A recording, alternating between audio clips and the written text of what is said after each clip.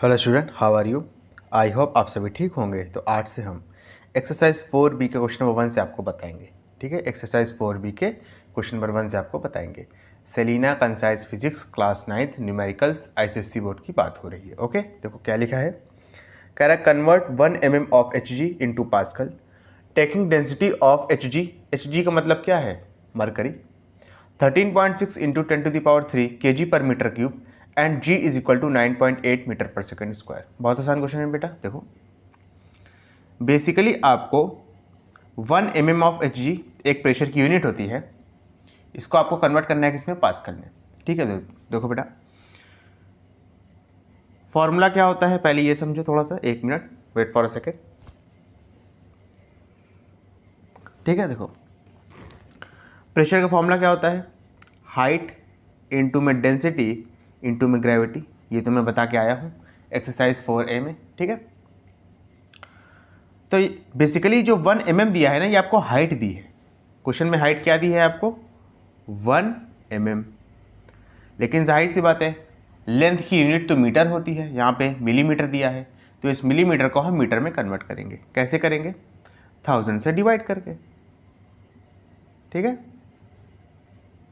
ये आपका आंसर आ जाएगा 0.001 मीटर। ठीक है ना, साइड में यूनिट देख लो। 1 मीटर में होते हैं आपके 1000 मिलीमीटर। ठीक है, तो 1 मिलीमीटर में 1000 जो है 1 के अपॉन में आ जाएगा। ठीक है, यानी किसी भी चीज़ को मिलीमीटर से अगर मीटर में ले जाना हो तो 1000 से हम क्या करेंगे? डिवाइड करेंगे। ठीक है, डिवाइड कर दिया, आंसर कितना है? 0.001 मीटर। ठीक है, डेंसिटी आपको दी हुई है मरकरी की। मरकरी की डेंसिटी आपको यहाँ पे कितनी दी हुई है बेटा? 13.6। ठीक है, 1 मिनट, ये थोड़ा पेन में दिक्कत हो रही है मेरे ख्याल से।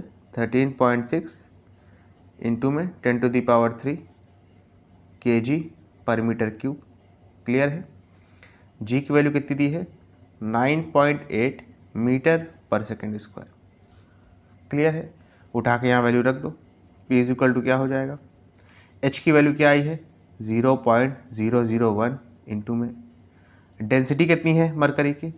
13.6 इंटू में 10⁻³ इंटू में G की वैल्यू क्या है? 9.8।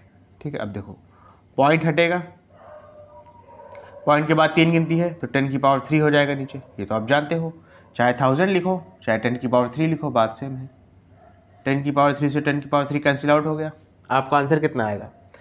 13.6 को आप 9.8 से क्या करेंगे बेटा?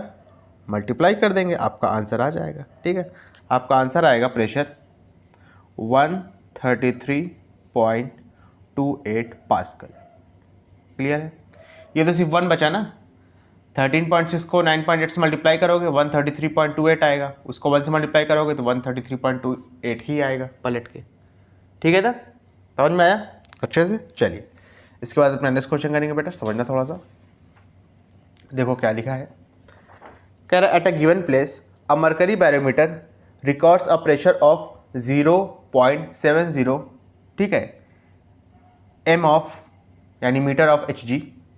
What should be the height of water column if mercury in barometer is replaced by water? Take density of mercury to be 13.6 into 10⁻³ kg per meter cube। आसान क्वेश्चन है। देखो देखो बेटा, यहाँ पे बैरोमीटर का इस्तेमाल किया गया है, तो आपको थोड़ा बैरोमीटर के बारे में पता होना चाहिए। किस इंस्ट्रूमेंट के बारे में बात कर रहा है? बैरोमीटर। तो बेटा बैरोमीटर जो है वो एटमॉस्फेरिक प्रेशर नापने के काम आता है। किसी भी जगह पे क्या नापने के काम आता है? Atmospheric pressure. ठीक है, देखो बैरोमीटर में बेटा एक ट्यूब इस्तेमाल होती है, उसके अंदर आप मरकरी भी भर सकते हो और वाटर भी भर सकते हो। ये तो मैंने 2 चीज़ बताई हैं, इसके अलावा भी कई एलिमेंट होते हैं जो कि लिक्विड फॉर्म में हो, उसको आप भर सकते हो। ठीक है, रीडिंग को मार्क करने के लिए। तो यहाँ पे वही चीज़ है, एक बार मरकरी भरा गया है तो उसमें आया है 0.70 मीटर ऑफ Hg, ये प्रेशर है। कह रहा है अगर उस मरकरी को वाटर से रिप्लेस कर दिया जाए तो उस वाटर की हाइट कितनी होगी। ठीक है, अब एक बात समझना बेटा, चाहे मरकरी इस्तेमाल करो चाहे वाटर इस्तेमाल करो, दोनों केस में एटमॉस्फेरिक प्रेशर जो नापोगे वो तो सेम रहेगा ना, चाहे आप कुछ भी इस्तेमाल करो। मिसाल के तौर पे अगर आपकी बॉडी का टेम्परेचर 99 डिग्री सेल्सियस है, ठीक है, तो चाहे आप डिजिटल थर्मामीटर इस्तेमाल करो, समझ रहे हो मेरी बात, डिजिटल थर्मामीटर, या तो मरकरी वाला इस्तेमाल करो।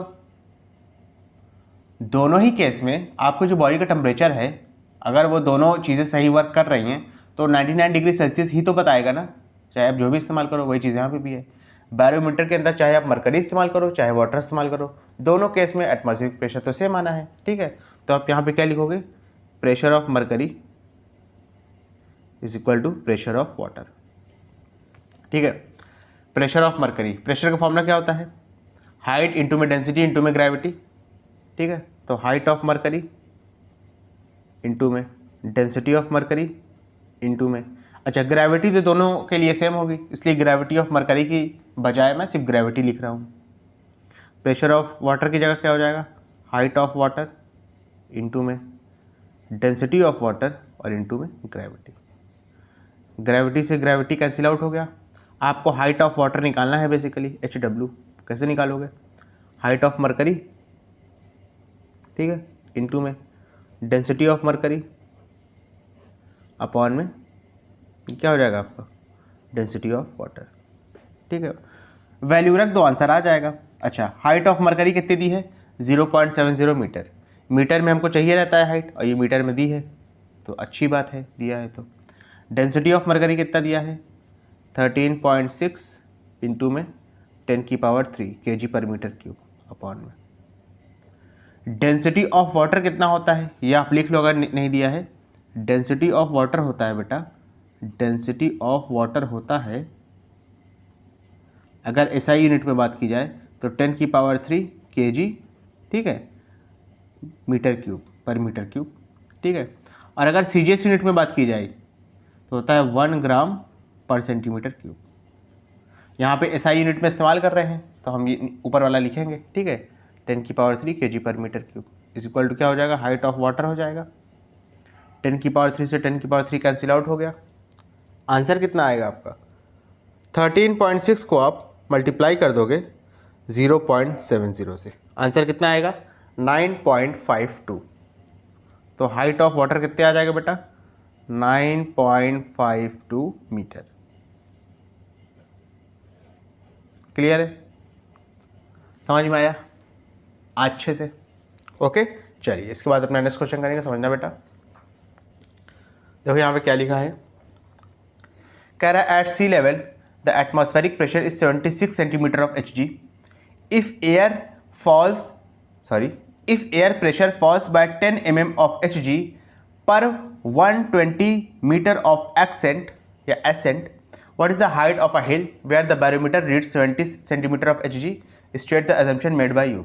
आसान क्वेश्चन है, समझना। सोल्यूशन देखो, कह रहा है सी लेवल पे जब हमने एटमॉस्फेरिक प्रेशर नापा तो वो था 76 सेंटीमीटर ऑफ Hg, ठीक है, यूनिट है प्रेशर की।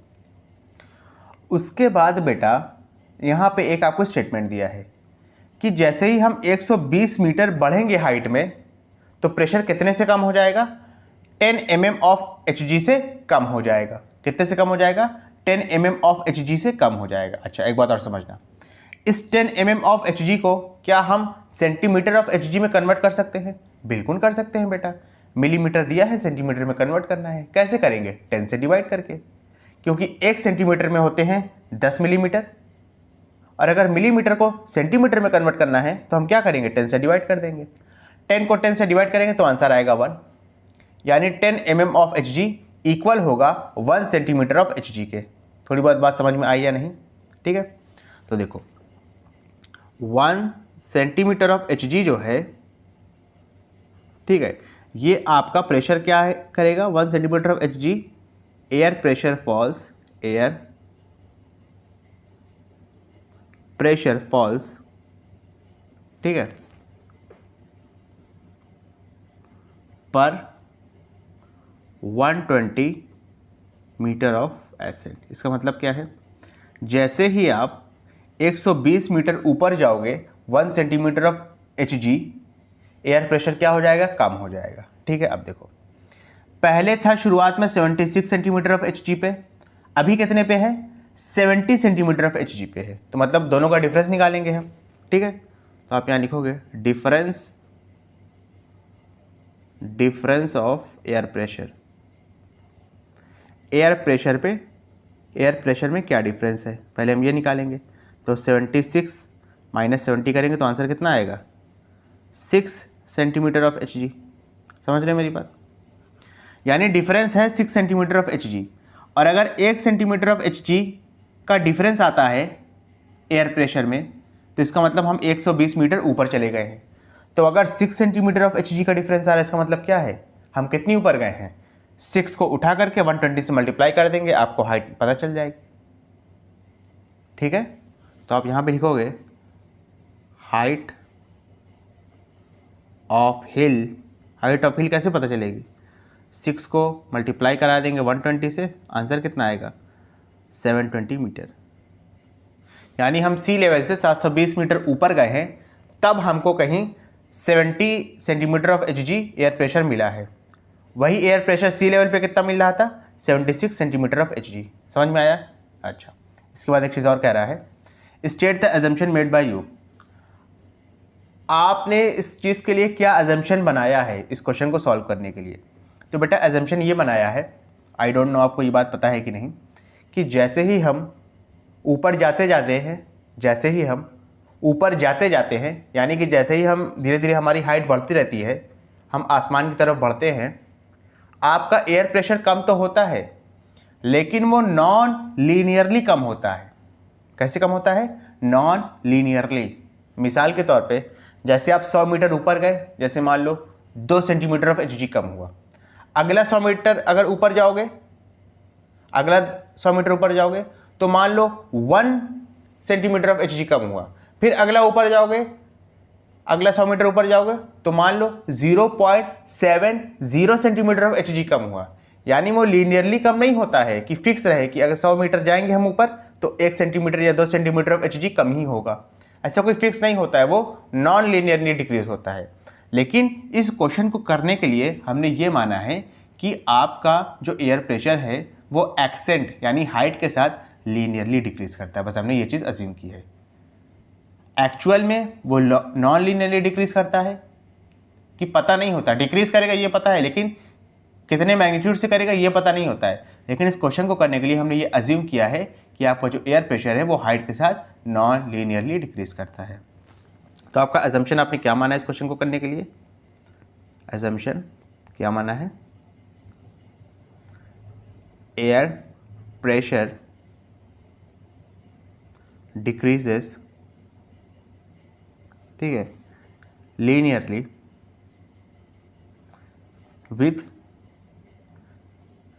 विथ क्या, एक्सेंट, विथ एसेंट। ठीक है, एक्सेंट मतलब ऊपर जाने पे।